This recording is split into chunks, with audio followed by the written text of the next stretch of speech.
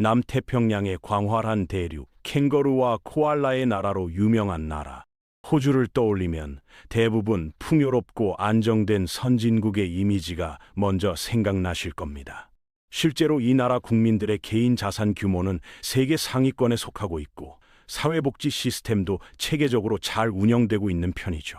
그런데 이렇게 화려해 보이는 겉모습 뒤편에는 보이지 않는 심각한 구조적 문제들이 쌓여가고 있습니다. 과연 이 나라는 지금 어떤 위기를 마주하고 있을까요? 오늘은 겉보기엔 완벽해 보이지만 그 안에서 서서히 금이 가고 있는 호주의 현실을 이야기해 보겠습니다.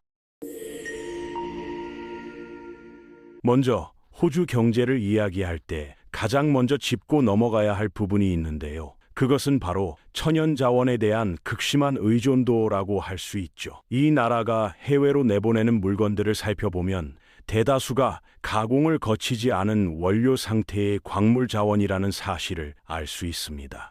철광석부터 시작해서 석탄, 천연가스에 이르기까지 거의 모든 수출품이 땅에서 캐낸 그대로의 형태라는 점이 문제의 핵심이라고 할 수 있습니다. 원자재 수출에 지나치게 의존하다 보니 글로벌 원자재 시장이 출렁일 때마다 호주 경제도 함께 흔들리는 상황이 됐습니다.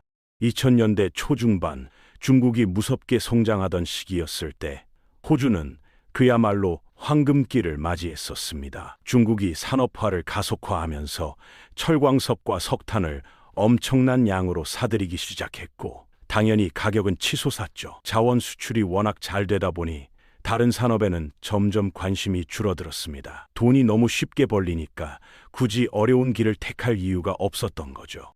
그 결과 제조업은 서서히 힘을 잃기 시작했고 호주의 경제 구조는 점점 더 자원에 의존하는 형태로 굳어졌습니다.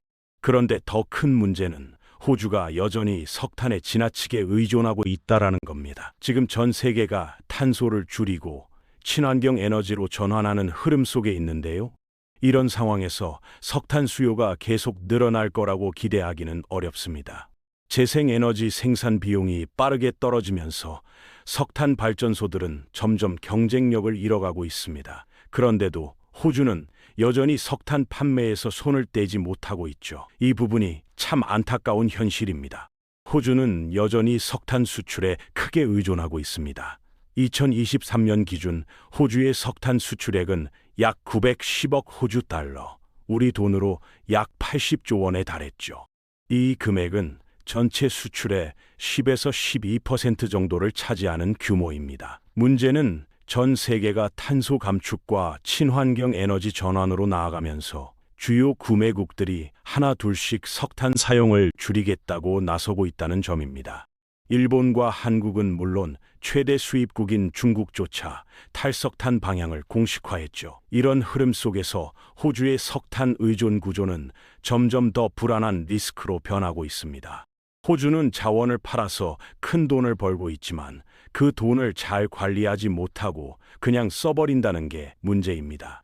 반면 노르웨이는 북해에서 나오는 석유 수익을 국가 펀드에 모아 국민 전체가 오래도록 혜택을 누릴 수 있게 했죠. 하지만 호주는 이런 시스템을 제대로 만들지 못했습니다. 오히려 천연가스 업계에 정작 국민들이 내야 하는 에너지 요금은 비싼 편이라는 모순이 존재하고 있죠. 이런 앞뒤가 안 맞는 상황 때문에 국민들의 불만이 커지고 있는 겁니다. 천연가스를 수출하는 나라에 살면서 가스비가 비싸다니 상식적으로 납득이 안 되는 일입니다. 지리적 위치도 상당히 애매모호한 측면이 있습니다. 미국과는 굳건한 동맹 관계를 유지하고 있으면서도 수출의 상당 부분은 중국 시장에 의지하고 있는 형편이죠. 미국과 중국이 대립하는 지금 같은 시기에 호주는 양쪽으로부터 압박을 받는 난처한 입장에 놓여 있습니다. 2020년 호주가 코로나19의 발원지를 조사해야 한다고 주장했던 일 기억하시나요? 그때 중국은 즉각 경제 보복에 나섰습니다.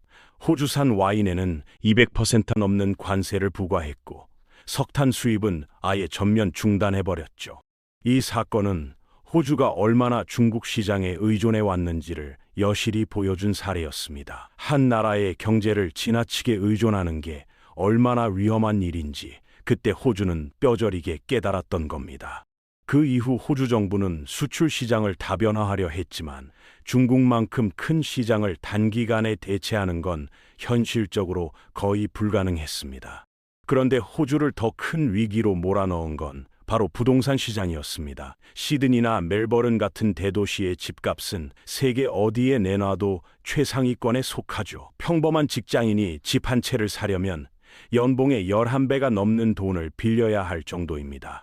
시드니의 주택 중간값은 약 145만 호주 달러, 한화로 12억 원이 넘고 멜버른도 100만 호주 달러 이상으로 집계됩니다. 이렇게 집값이 치솟은 데에는 여러 가지 원인이 복합적으로 작용했다고 볼 수 있습니다. 우선 이민 정책으로 인해 주택을 필요로 하는 사람들이 급증했다는 점을 들 수 있죠. 호주는 해마다 수십만 명의 이민자들을 받아들이고 있는데 이들 대부분이 시드니나 멜버른 같은 대도시에 정착하려고 하니까 자연스럽게 주택 수요가 폭발적으로 증가한 겁니다.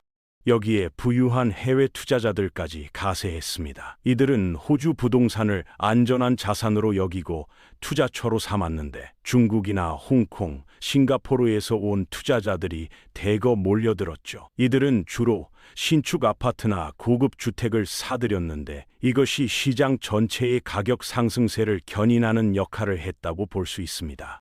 교육 산업도 주택 시장에 상당한 영향을 미쳤다고 할 수 있습니다. 호주는 외국 학생들에게 학위를 제공하는 것을 중요한 수출 산업으로 키워왔는데 이 학생들 역시 주택 시장에 참여하면서 수요를 증가시키는 요인이 됐습니다. 매년 82만 명이 넘는 유학생들이 호주에 체류하고 있는데 이들 대다수가 시드니와 멜버른에 모여 있으니까 해당 지역의 주택 수요가 크게 늘어날 수밖에 없었던 겁니다. 이에 호주 정부는 외국인의 주택 구매를 제한하는 강력한 조치를 시행했습니다. 특히 2025년부터는 외국인과 임시 비자 소지자가 기존 주택을 사는 것이 원칙적으로 금지됐죠. 그렇지만 새로 지어진 주택이나 특정 조건을 충족하는 경우에는 여전히 예외적으로 구매가 가능하기 때문에 정책의 실효성에는 여전히 논란이 남아 있습니다. 호주의 세금 제도 역시 부동산 투자를 부추기는 구조로 되어 있다는 점이 큰 문제입니다. 네거티브 기어링이라는 독특한 제도가 있는데 이 제도 때문에 투자용 부동산을 소유하면 오히려 세금을 덜 낼 수 있게 되는 겁니다. 어떻게 그게 가능하냐고요? 투자 부동산에서 손실이 나면 그 금액을 다른 소득에서 빼주기 때문입니다. 예를 들어서 임대료보다 대출 이자가 더 많이 나가면 그 차액만큼 소득세에서 공제해주는 구조로 돼 있죠. 자본이득세도 할인 혜택을 주기 때문에 고소득층에게는 부동산 투자가 거의 필수 전략이 된 상태라고 할 수 있습니다. 또한 호주에선 1년 이상 보유한 부동산을 팔 경우 생긴 이익의 절반만 세금을 매기도록 되어 있습니다. 이런 세제 혜택 덕분에 부동산 투자 열풍이 불었고 지금은 호주 성인 5명 중 1명꼴로 투자용 부동산을 가지고 있을 정도입니다. 문제는 투자자들이 실제로 집을 구입해 거주하려는 사람들과 경쟁하면서 집값을 더 끌어올린다는 겁니다. 특히 첫 집을 마련하려는 젊은 세대에게는 매우 불리한 구조죠. 세금 혜택을 받는 고소득자들이 경매에서 더 높은 금액을 제시하다 보니 실수요자들은 경쟁에서 밀릴 수밖에 없습니다. 이런 상황 때문에 호주는 스위스 다음으로 가계부채 비율이 높은 나라가 됐습니다. 하지만 스위스와는 결정적인 차이가 있습니다. 스위스의 경우 빚 대부분이 안정적인 고정금리 대출이고 자산 규모도 커서 위험이 비교적 낮습니다. 반면 호주는 대부분이 집을 사기 위한 변동금리 대출이기 때문에 금리가 오를 때마다 가계 부담이 급격히 늘어납니다. 최근 물가 상승으로 인해 호주 중앙은행이 금리를 인상했고 그 여파로 가계의 이자 부담이 크게 늘었습니다. 현재 많은 가정이 소득의 약 32% 이상을 주택대출 상환에 쓰고 있는데요. 금리가 조금만 더 오르면 대출금을 감당하지 못하는 가구들이 속출할 수 있다는 우려가 큽니다. 은행들도 이런 위험을 인식해 대출 심사 기준을 강화하고 있지만 이미 누적된 부채 규모가 워낙 커서 실질적인 효과는 크지 않은 상황입니다. 임대시장 상황도 전혀 좋지 않습니다. 임대료는 계속해서 상승하는데 세입자를 보호하는 법률은 약한 편이죠. 집주인이 원하기만 하면 언제든 세입자를 내보낼 수 있는 구조라서 사람들이 무슨 수를 써서라도 집을 사려고 하는 겁니다. 실제로 시드니의 경우 침실 1개짜리 아파트 임대료가 주당 $600를 넘습니다. 연간 $30,000 이상을 임대료로 내야 하는 셈이죠. 이런 높은 임대료 부담 때문에 젊은 세대가 독립하지 못하고 부모와 함께 사는 경우가 늘고 있습니다. 물론 이런 여러 문제에도 불구하고 호주에는 여전히 긍정적인 면이 많습니다. 부의 분배가 비교적 고르게 이뤄져 있고 최저임금 수준도 세계에서 가장 높은 나라 중 하나죠.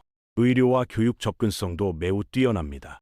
공공의료보험 제도인 메디케어 덕분에 대부분의 의료 서비스가 무료로 제공되고 미국처럼 의료비 때문에 파산하는 일은 거의 없습니다. 교육 역시 초중 등은 무상이고 대학도 헥스 학자금 대출 제도를 통해 누구나 공부할 기회를 보장받습니다.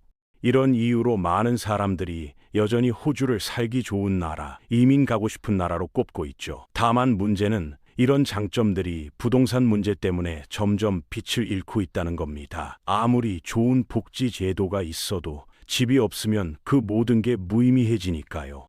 결국 호주가 마주한 가장 큰 과제는 이런 구조적인 문제를 해결할 정치적 의지가 있느냐는 겁니다. 부동산 가격을 안정시키려면 기존 주택 소유자들의 손실을 감수해야 하는데 이들이 바로 유권자의 대다수를 차지하고 있죠. 또 자원 의존도를 낮추려면 제조업과 서비스업을 함께 키워야 하는데 이는 단기간에 성과가 나지 않는 긴 투자가 필요합니다. 하지만 정치인들은 여전히 눈앞의 성과에 집중하는 경우가 많습니다. 그럼에도 불구하고 호주는 안정된 정치 시스템과 풍부한 천연 자원, 높은 교육 수준, 그리고 다문화 사회의 역동성까지 갖춘 여전히 강점을 지닌 나라입니다. 특히 재생에너지 분야에선 세계적인 잠재력을 갖고 있습니다. 풍부한 일조량과 넓은 영토를 활용한다면 청정에너지 강국으로 거듭날 가능성도 충분하죠. 오늘은 화려한 겉모습 뒤에 숨겨진 호주 경제의 이면을 함께 살펴봤습니다. 영상이 유익하셨다면 구독과 좋아요 부탁드려요.